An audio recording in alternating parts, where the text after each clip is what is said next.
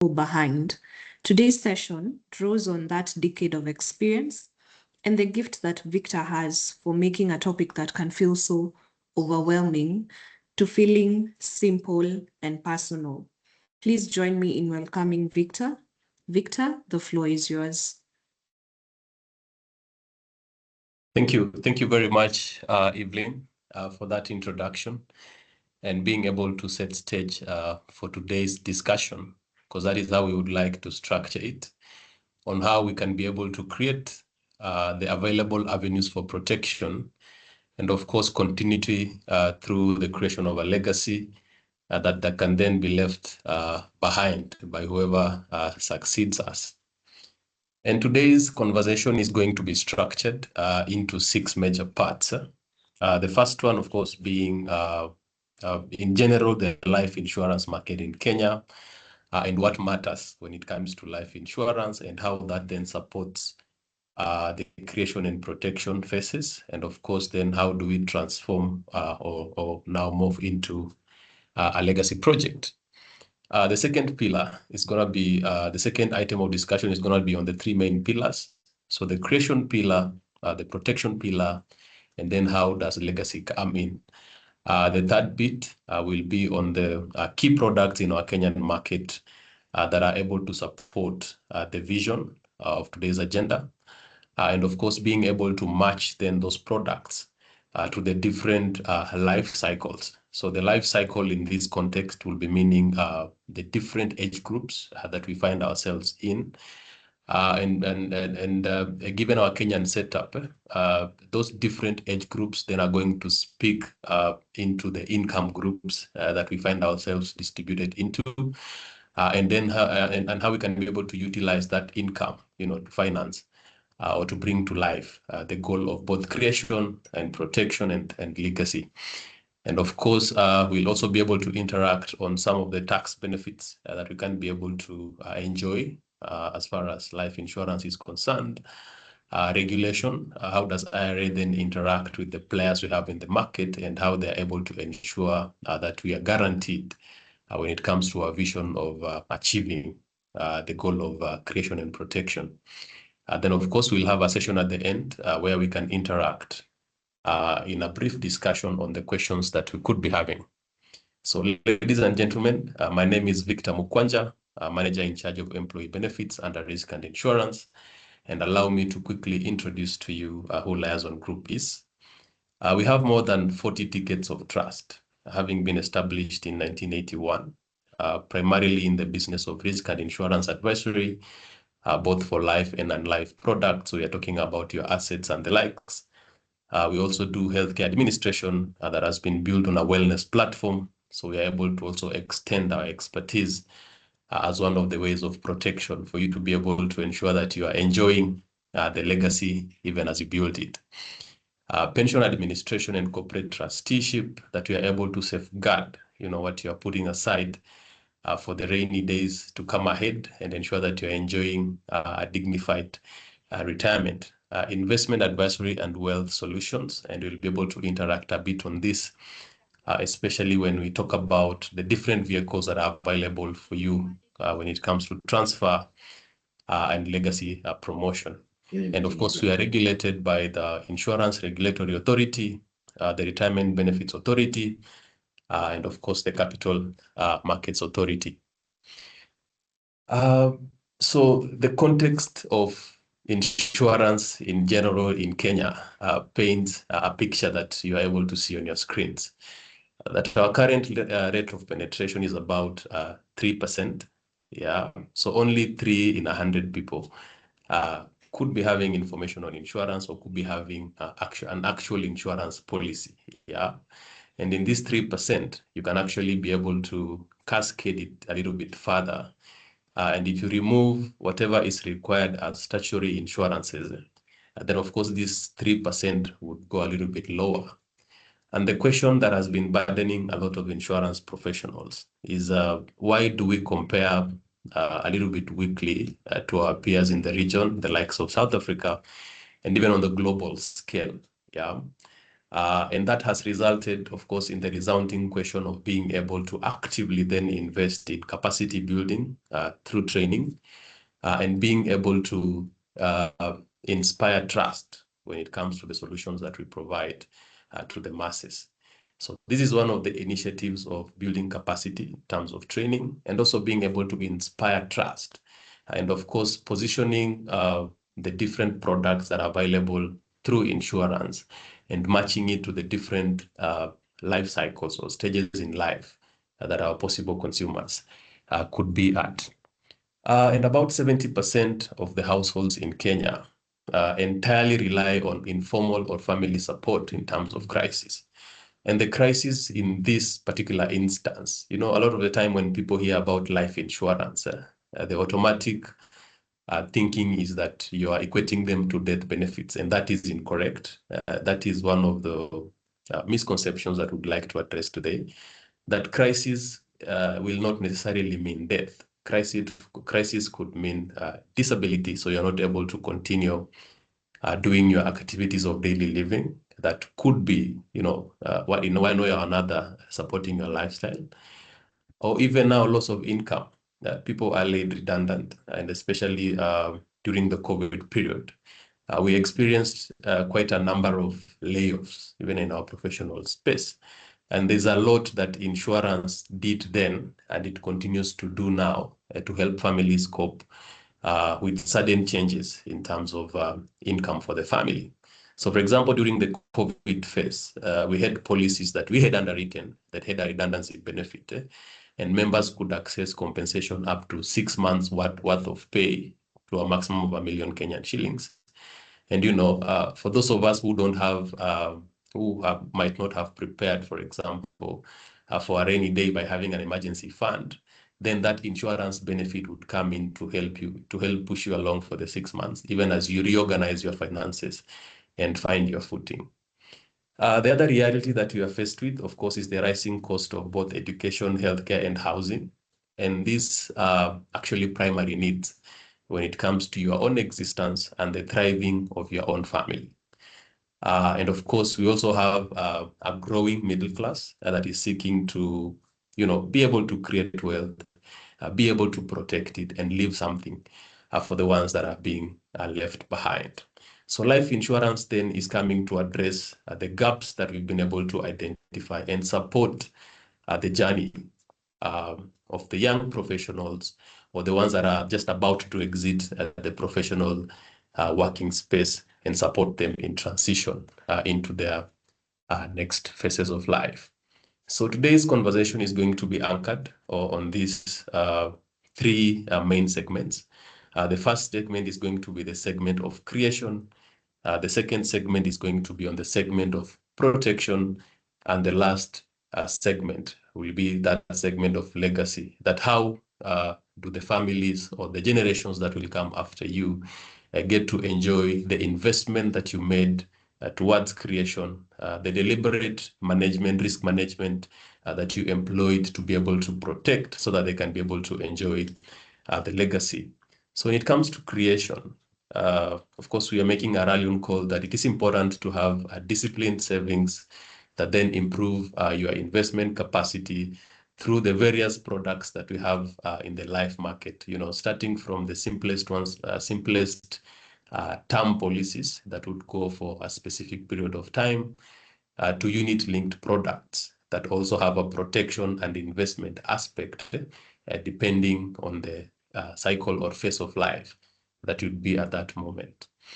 Then we are going to break down protection, that then how do you secure the investment that you're building? How do you secure your income? How do you plan for any unforeseeable disruption when it comes to the income that you make? How do you deliberately invest, especially for young families, for example? How do you anticipate rather the disruptions that would come in terms of, God forbid, dread disease or incapacity due to disability or even redundancy that we've gone through? How do you ensure there's continuity even if you are faced with an instance of disruption on your income? Then, of course, lastly, on legacy, then how do we structure wealth transfer? So what you're able to create, you've been able to protect, and you are on that in that phase of being able to carry it forward to generations that are gonna come after you. So how do we support your wealth transfer initiative? What are the tools available to ensure that the intergenerational support in terms of the investment that you would have created? How does it finance, the future lifestyle and needs, including education, for the generations that are going to come after you? So let us start with the first pillar on creation and just sample what the market has been able to do so far, and how then can what the market has done be able to support our joint initiative, our joint vision of being able to create. So we have endowment plans in the market, and you could have had these endowment plans being marketed by the different players that we have in the market. The likes of Liberty Life, for example, they have a product they call LiveVest, Britam Jubilee Old Mutual, Absa Life, Equity Life. All of these have been able to come up with endowment products that are able to, given your risk profile, you can be able to take advantage of these products that are already available in the market to be able to achieve your savings plan. And what makes endowment unique is that you're not just enjoying the future value of the investments you'll be putting in. There's also an aspect or element of protection, so that in a way that during my accumulation phase, during that phase, actually have something little towards growing your investment pot, you are also enjoying a reasonable level of protection, which is a guarantee that, for example, if I had given myself a 5 to 25-year goal, could it be home ownership, could it be education financing, or just lifestyle guarantee for a period of 5 to 25 years, I'm also enjoying an element of protection, so that if there are any dependents, if there are any people that depend on my income for their livelihood, then this endowment plan is not just giving me savings, but guaranteeing that if, God forbid, I were not to be there, my vision still gets to live on. Yeah, so my dependents would still be able to enjoy the same lifestyle they were enjoying in my lifetime, and they're going to also be able to continue enjoying the same quality of life that they enjoyed while they were still alive. So some of the quick features for the endowment plans that we have in the market, of course, you could have anything between 5 to 25 years with a guaranteed maturity payout. And of course, this is going to come with any bonuses or accrued interests that would be attached to that particular cover.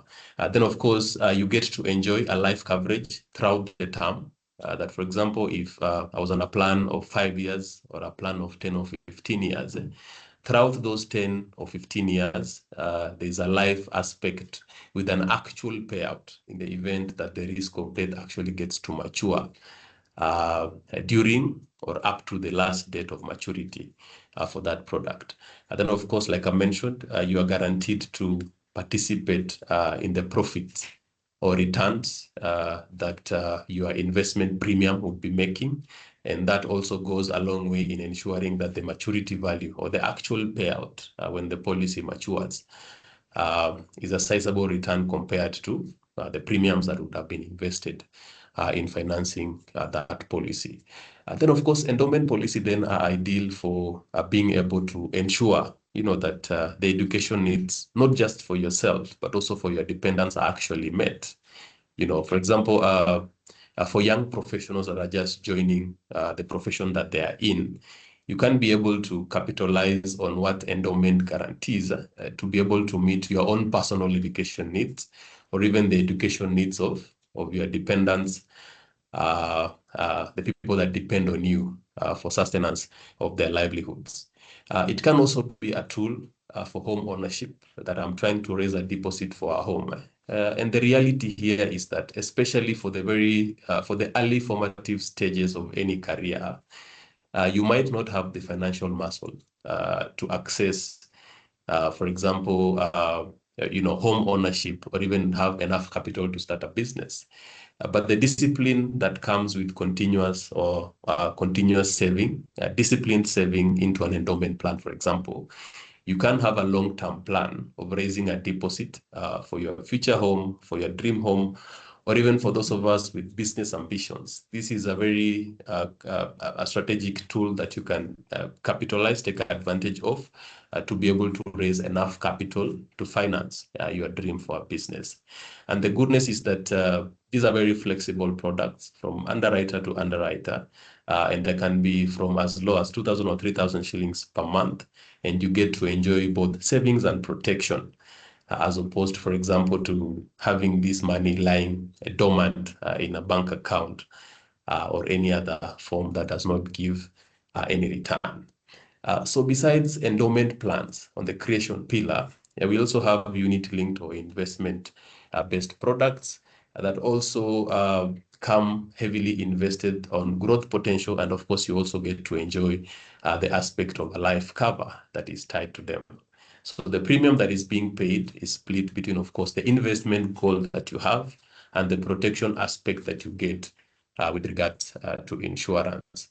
And of course, we have a number of products in the market that are able to support this, starting from money market to the balanced and equity funds that are available to us in the market. And the goodness with unit-linked products is that they give you the flexibility of being able to partially access the contribution that you would have made into that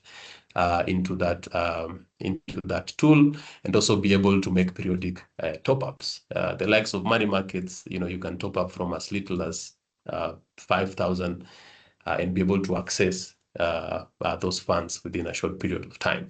And this is informed by the growing need by our current population, that there is a level of liquidity that is required, especially by the young population, that yes, I have a long-term goal of saving, but I also want to be able to periodically access what I've been able to set aside. So this much needed flexibility then ensures that we are able to finance our dreams on the go, but still get to enjoy the potential of investment and the guarantee of life coverage that this comes with. So I'll go to the second pillar of protection. So how then do we safeguard what we have created, and how does this support the dreams that we have for ourselves, the dreams that we have for family, and the dreams that we could be having for generations to come. So there are two main products that come under the category of protection. Yeah, so that is term life or term assurances and whole of life covers. And I'll be able to explain, or rather break down the distinction between these two and how they support the overall vision of creation and protection. So term assurances are peculiar for their nature of pure protection for a given period of time, for a defined period of time. So for example, you could be able to buy a term cover of, let's say, 10 years. So you're giving a guarantee to yourself and a guarantee to the people that depend on you for their own livelihood, that during this 10-year phase, if God forbid any of the risks that I'm being guaranteed against come to mature, including death, critical illness, or disability, then that disruption would not stop the vision that you're trying to execute, within that period and for many more years to come. And the key defining feature for term assurances, besides the fixed term in terms of coverage that you get to enjoy, is that you get to get highest cover per shilling of premium. Yeah. Given that the risks being insured here are pure, so either death or disability or critical illness, you get to enjoy, so you'll find them being relatively cheaper as compared to whole of life or even the other endowment products that we have in the market. And of course, term assurances then are ideal as a way of income replacement and servicing of debt. So on income replacement, so for example, if I am the breadwinner of my family and I have dependents whose livelihood then depends on mine, it's important for me to guarantee that even in my absence, their lifestyle is not going to be changed, and the vision that I had for them, for dependents of myself, then does not stop because my income has been disrupted, either through disability, diagnosis with a dread disease, or even now the finality of death. So it is a very strong tool when it comes to income replacement, and it is encouraged, especially for young families that are still looking to find a basis, or looking to find direction to be able to build a future on. It provides a very strong foundation upon which then these young families can be able to build a foundation. And this has actually been heavily used by our friends in the, like the banks and other financial institutions, to provide guarantee for debt. Yeah. That, for example, if today you walk into a financial facility to access a credit facility, of any given amount, the first requirement is going to be proof of insurance. Yeah. So either they are organizing it for you, or they would require you to provide proof of insurance as a form of credit guarantee. So given the fixed term nature of the credit facilities that you access, then insurance ensures that there is a guarantee for the unfortunate event that you're not able to service that credit facility, either as a result of a disability or even as a result of death. So you can imagine, if financial institutions are strict when it comes to financing your vision, especially where they get to be involved financially, would it be then wise for you to also guarantee, especially for the lives that depend on you, or even for your own dream? Yeah, as a legacy project, it is important to ensure that you are also securing the dream that you have for yourself, and the dream that you have for the community around you, including your family and extended families. And of course, an ideal scenario, especially on mortgages and the reducing balance effect, then this term assurance is able to wholly guarantee that there's compensation, for example, if there were to be any disruption with regards to servicing of the mortgage obligation. So the biggest question that we have constantly gotten from most of the clients that we have when it comes to credit assurance, an example of mortgage, is then what happens in the event of loss of income, and the insured life is not able to service the obligation when it comes to repayment of the mortgage. So our market has not evolved enough to the point of insuring default, but it has been an ongoing conversation, and we've been challenging our partners in the insurance space, especially the insurance companies, the reinsurance companies, to be able to anticipate, disruptions in the income flow of the insured, so that insurance is not just anticipating the major risks of death, disability, or critical illness, but also anticipate disruptions. And what we've been able to achieve so far is that for the insurances that we have in our client base, what we've been able to do to respond to disruptions in income is to introduce a retrenchment benefit, even on credit assurance, so that if there is a disruption in your income and you're not able to service the installments that are due for a mortgage or any other loan, then that policy would respond by paying up to 6 months worth of installments to provide you with a grace period to readjust and appreciate the life around you, and possibly be able to reorganize your finances to ensure that you are meeting your goals, so that you are able to contribute to your legacy project. The other abstract policies that then support the protection pillar is the whole of life policy. So the whole of life policies are very interesting policies across ages, be it a young person or a relatively, or a middle-aged person. Then you're able to capitalize on the benefits that come with these insurances. So a whole of life policy will only pay in the event of death, and you can be able to structure it, through different terms that are allowed. Yeah, you can adopt a model that requires you to pay premiums for example, for up to 10, 15, or 20 years, and enjoy the maturity benefit, or rather, your dependents will enjoy the maturity benefit upon death. Or you can also choose a structure whereby you get to pay premiums for your whole life. Yeah. So from whatever age you are, you continue paying a premium for an X amount of sum assured. And our current market actually supports upwards of 300 million in terms of sum assured. So whole of life policies are ideal as legacy projects, and we'll be able to look at this a little bit further and also be able just to put it on our different phases in life and get to appreciate the kind of benefits that we can get, not just for ourselves, but even for the vision that we hold for generations that would come after us as a legacy project. So actually, whole of life then is an ideal product solution for any one of us that is thinking about legacy and being able to safeguard or guarantee the future of those lives that depend on us. So of course, some of the features that it builds cash or surrender value. So most of the time, and actually in our Kenyan setup, majority of the whole of life policies have actually not embraced the aspect of surrender value. Surrender value would be applicable to the endowment or unit-linked products that we've been able to explain earlier. But of course, then you get to have guaranteed liquidity for the generations that would come after you. And you have seen a recent move, and especially from the younger population when it comes to investment.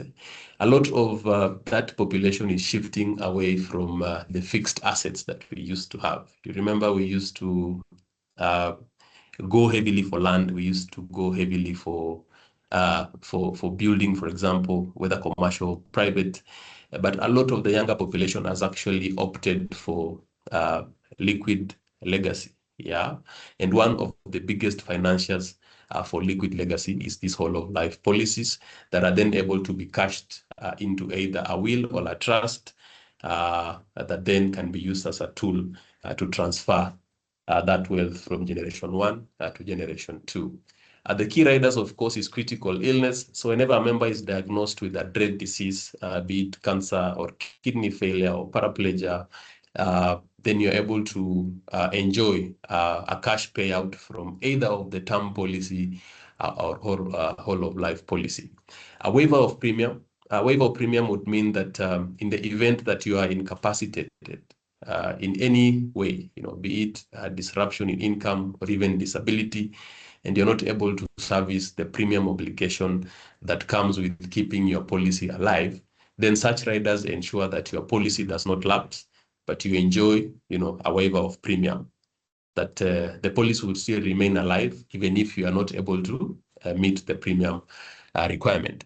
Accidental death benefit, we have seen, you might have interacted with the term double accident benefit, for example, that pays a whole other separate different benefit in the event that, a member suffers accidental death, because you understand that an accident is unforeseen, right? And the disruptions that an accident would cause then would be dire, be it disability or loss of life that leads to loss of income.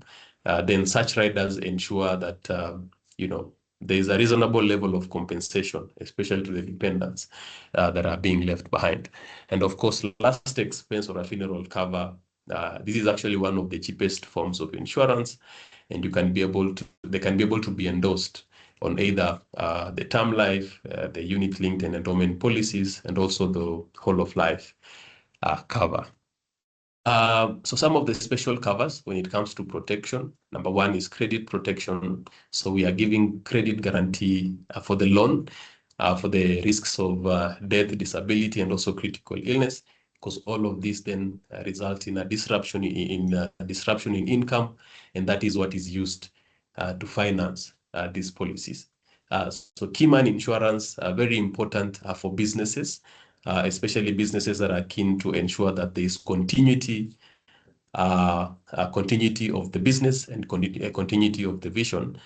And then the Keyman Insurance anticipates that if one of the partners, for example, were to be incapacitated either as a result of death or disability, then the business is not affected in terms of operations. This policy would give a payout that then guarantees continuity. And of course, the most common policy in the corporate space, the group life assurance, where employers take group policies on behalf of their employees, and they get to enjoy benefits such as now the critical illness, disability, death and last expense. And of course, we've been able to break down mortgage protection and the reducing balance effect when it comes to a credit guarantee also. The third part is on legacy. So then how do we plan? So we've been able to create, we've been able to significantly invest in protection. So now we've gotten to the phase of being able to transfer what we were able to create protected to the next generation. And life insurance has also been very integral when it comes to intergenerational wealth. Yeah. One, being able to provide immediate liquidity, that whenever the risks that were insured get to mature, and maturity is not just by death. Maturity can also be that the term for which I had taken that policy has actually matured, and I'm at the phase of being able to transfer that to the next generation. So it provides immediate liquidity, and you're able to avoid, the hustle and bustle that, for example, would come with liquidation. And you understand liquidation might require a sale of that asset. And if you are in a distressed sale, then you might not get the true value of that asset to begin with. So it is a better alternative when it comes to being able to access immediate liquidity.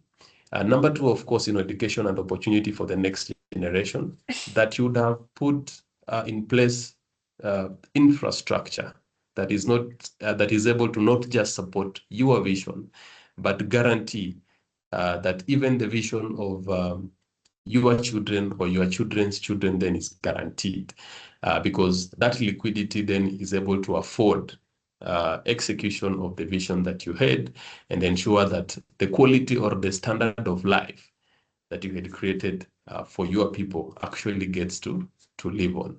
So of course, business continuity and succession, like I mentioned, Keyman Insurance anticipates such disruptions that could even kill a business.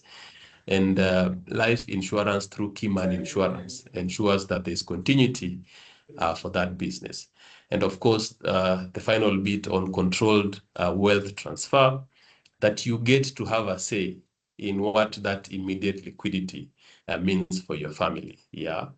And we'll be able to also look at then how do we achieve, the aspect of controlled wealth transfer, and what we've been able to do for most of our clients. And that then represents the Kenyan reality, is that many families, believe it or not, actually get to lose what had been worked hard for the generations or for the sole breadwinner that came for them. Yeah. And that is attributable to the disputes that we have, because our succession law has continued to morph. We continue talking about contribution, we continue talking about nomination, and the effect of the trustees, the people that would have left trust of your property, in the unfortunate event that you get to exit. So it is important to have a well-structured insurance policy that provides that immediate liquidity, but that is not enough. You need to also be able to have ways of managing that immediate liquidity, because trust me, it is a different story. For example, if a 20-year-old is given immediate access to 100 million, compared to maybe a 30, 35 or 40-year-old being given access to a similar amount. So being able to put in place tools that are able to support this. And the perfect example is a trust, because through a trust deed, then you're able to control how your beneficiaries get to interact with the liquidity that would have created for them. Yeah. You can be able to be specific on what you need to achieve and the continuity of your vision. If it is housing, then they can be able to access housing through the trust as an instrument. Yeah. If it is education, the trust can be able to fund their education. If it is healthcare, the trust can be able to take up policies that then guarantee access to medical care whenever there is need. So let us look at the main life insurance product categories that I've just gone through that support us for the different phases of life that we are in. So of course, the first one was term life, and the understanding is that it is purely on protection. You get a guarantee that during a term, if you had picked a 10-year window, for example, and the guarantee that you wanted is that during that 10-year window, if there were to be loss of life or disability, for example, then the payout should be 10 million Kenyan shillings. You get to be protected while you create during that phase. And the typical entry is that it is very affordable, irrespective of age, because of course you understand that when it comes to life insurance, age is a serious factor, and the state of our health also is a serious factor, because there are contributors to the premiums that would be charged. Endowment and unit linked, of course, endowment is coming majorly as a savings solution, a savings tool, but you also get to enjoy a significant level of protection so that you are guaranteed that during that savings window, if God forbid anything were to happen to the life that is saving, then the vision is not lost because the maturity or the projected maturity benefit would still be paid. And that can go based in financing education, being able to raise enough funds for deposit for a home, and being able to help us achieve our goals. And they can start from as low as 2,000 to the maximum that is available to you as a disposable income. Then, of course, unit-linked products then are heavily on investment, but you also get to enjoy a significant level of cover. And they come as the best tool for a long-term accumulation of wealth. So, of course, whole of life and education plans also support a similar initiative. And the cheapest that we talked about was last expense that you can be able to take up, not just for yourself, but even for your parents, the parents of your partner, and your children as well. So the practical application, and this is what I was talking about when we mentioned the different phases of life that we could be in. And we're going to start from 25 to 35, which is what we have classified as young professionals. Then we'll go to 30 to 45, which most of the time is for growing families. And of course, 40 to 55. That is when, the career has peaked and there's enough money, to finance, enough resource rather, to finance the kind of vision that you have, especially as a legacy project. Then, of course, pre-retirement, from 50 all the way to 65. So 25 to 35 for young professionals, they are building a foundation. So they're looking at being able to protect the income, that the family cannot afford to lose the income that is coming in.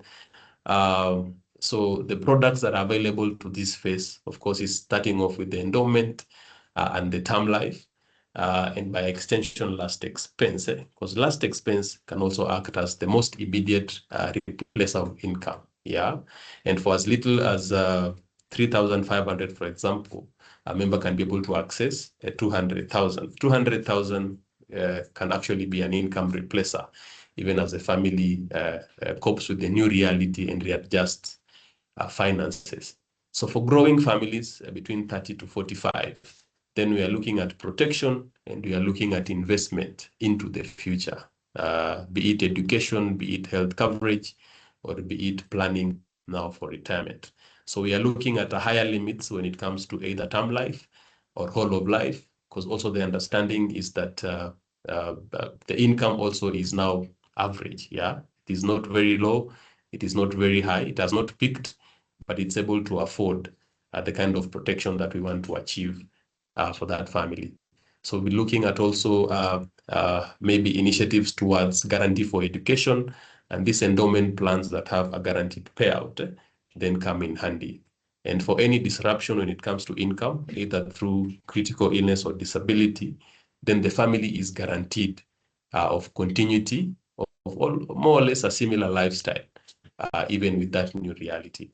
Then, of course, for the careers between 40 to 55, where earnings have peaked, then we are able to also boost investment in unit-link solutions. If it is for a business first, then we're able to take up key man insurances that guarantee continuity of the business and review the vision that we have for the legacy project. So pre-retirement between 50 to 65, we are looking at preservation and transfer. So whole of life solutions then will be structured to ensure that there is immediate liquidity for dependents now post our lifetime here. So annuities and income drawdowns, we can be able to also have a conversation on that through our pension office and ensure that we are meeting your vision of a legacy project. So we did two quick illustrations of two scenarios. Scenario one is for life that is age 32, that has two children of 4 and 7. And the goal is to secure secondary and university education, for example, to ensure that if any eventualities were to mature, before the 4-year-old and 7-year-old have gone through education, then our recommended approach was to dedicate an education plan that guarantees the education of this 4-year-old and 7-year-old. And it can start from as little as 5,000 shillings a month, either into a unit-linked solution or an education insurance solution. Yeah, a life cover of about 1 or 2 million shillings, that would be very affordable, and it can actually be structured to fit into the 5K that is being put aside on a monthly basis, and to include the option of last expense as an immediate income replacer to guarantee or safeguard the future of these two children. Scenario two was for a 45-year-old, and their goal now is to protect the family income, ensure that there's continuous flow of the income that was being made, and of course, business continuity, if this is a shareholder or director. And the recommended approach, of course, is a whole of life of between 10 to 20 million. Remember, at 45, we had projected that the income had also peaked. So there's enough resource to finance the acquisition of this policy. So being able to revamp the unit-linked savings for additional growth, and being clear on beneficiaries, and taking up tools such as trusts to be able to support the transfer of this wealth. So when it comes to tax benefits and regulation safeguards, so the tax advantages is that for any life premium that you pay, for any premium that you pay to finance a life insurance cover, you are guaranteed up to 15%. You're guaranteed up to 15% of the premium that you pay on a monthly basis. Sorry. Kindly let us mute. Thank you. So the tax benefits, tax advantages that you can enjoy from any life premium that you pay, you are guaranteed up to 15% of that premium, to a maximum of 5,000 Kenyan shillings per month as a tax incentive. So you can access up to 60,000 a year in tax savings, provided you can demonstrate that you have premiums that are being paid to a life cover. Regulatory protection, very important to note that, of course, IRA has a policy holders compensation fund that is able to guarantee that if any of the life companies, for example, that you had taken insurance with were to go under, or were to go under receivership, then that fund guarantees that you can be able to access or compensation of up to 500,000 Kenyan shillings for a policy that you had taken with a life company that could have gone down. Then, of course, the best practice that we always give as advisory to our clients, one, is to be able to identify an intermediary or a broking company of good repute that is able to give you a comparative analysis, that you're not just looking at the premiums that you're going to pay. When it comes to life insurance, it is not an issue of cost. It is an issue of value. And the best way to appreciate value is to have a conversation with you on the phase of life that you are in, and the vision that you have for yourself and for your dependents, and be able then to recommend a solution that best combines the vision that you have, the value that you're looking for, and of course appreciate the phase that you're in terms of income. So how we work with you to be able to achieve this is, like I explained, one, to be able to understand what you want to achieve, where you are currently in life, the value that you want to create for yourself and your dependents, and how then we can be able to create a risk profile for you based on your phase of life, and then attach products that are able to best serve the vision that you have. The other bit is on comparing and designing, that you're able to look at the market, look at solutions that then best fit your risk profile, and advise you as consultants on the kind of solution that will be able to finance or rather to guarantee the dream that you have. Implementation would handle all the documentations that will be required, including medical underwriting, placement, and support, to ensure that we are creating a structure that is able to support the goal that you have. And then, of course, occasional structured checkings, just to be able to review which phase are you in currently, and the kind of support and advisory that you need, including a possible change of product, just to appreciate the phase that you'd be in. So I think we have a few minutes that are left, and I would encourage that then we can be able to engage on any questions that we could be having or clarifications that we need, even as we continue this discussion. So over to you, Evelyn. Thank you, Victor. It was an amazing presentation. When it comes to questions, participants kindly feel free to text in the chat or even raise your hand. Meanwhile, you talked about controlling wealth transfer using trusts. Could you kindly expound on that? How is that structured and how do you go about it? Thank you. Thank you, Evelyn, for that question. So up to until recently, you could actually not be able to set up a living trust in Kenya. Like I mentioned, our laws with regards to succession have been evolving, and the latest evolution has been our people being granted the powers to incorporate a living trust that can be used as a vehicle to house all our assets. So not just the physical assets, but even the assets that we own from insurance and even pension. Yeah, that currently you are able to set up a trust, incorporate a trust, and Liaison is actually able to facilitate that, that you can be able to incorporate a trust in your name and list all assets, including proceeds that are payable from insurance. So you would nominate that as that trust as a beneficiary, and the immediate liquidity that comes with maturity of benefits from life insurance would be housed by that trust. Then now, through the trust deed, you would give the specific instructions on how you want that liquidity to be handled. So be it financing housing for your beneficiaries, be it financing education for your beneficiaries, or financing access to quality healthcare to your beneficiaries. So the trust is an ideal vehicle of wealth transfer because it gives you the power, to even tweak and change the rules while you are still alive. And even in the unfortunate event of death, whatever you would have stipulated in the trust deed then becomes the governing document for access to the benefits under the trust. Back to you, Evelyn. Thank you very much. Another question is, in summary, if someone comes to you and they are torn between a term assurance or a life insurance policy, just in summary, how would you advise them? Because we often see people asking which one over the other, or is it both?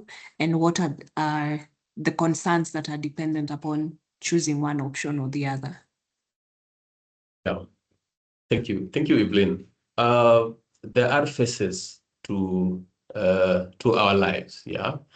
So the first phase is the accumulation phase. So in the accumulation phase, I am trying to build that wealth, yeah? Then we're going to get into consolidation phase where somebody is thinking about legacy.